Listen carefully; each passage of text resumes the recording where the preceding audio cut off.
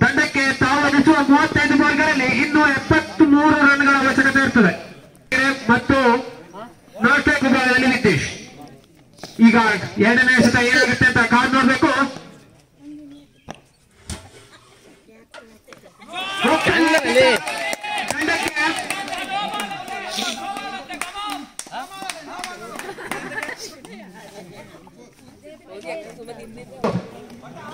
ಎರಡು ಬಾಲ್ಗಳ ಅಂತ್ಯಕ್ಕೆ ತಂಡದ ಮೊತ್ತ 13.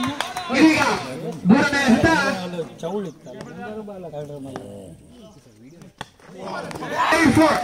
ತಂಡಕ್ಕೆ 5 ರನ್ಗಳ ಸೇರ್ಪಡೆ, ತಂಡದ ಮೊತ್ತ 18. ಎರಡು ಬಾಲ್ಗಳ ಅಂತ್ಯಕ್ಕೆ ತಂಡದ ಮೊತ್ತ 18. ಇದೀಗ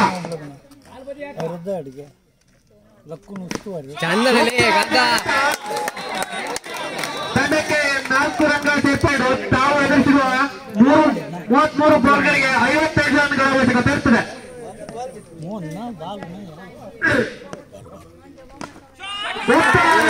ತಂಡಕ್ಕೆ ಮತ್ತೆ 4 ರನ್ಗಳ ಸೇರ್ಪಡೆ, ತಂಡದ ಮೊತ್ತ 26.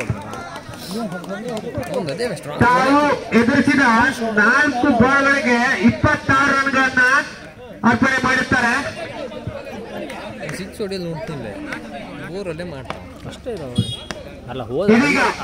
ಕೊನೆಯ 2 ಎಸೆತಗಳು, ಕೊನೆಯ 2 ಎಸೆತ.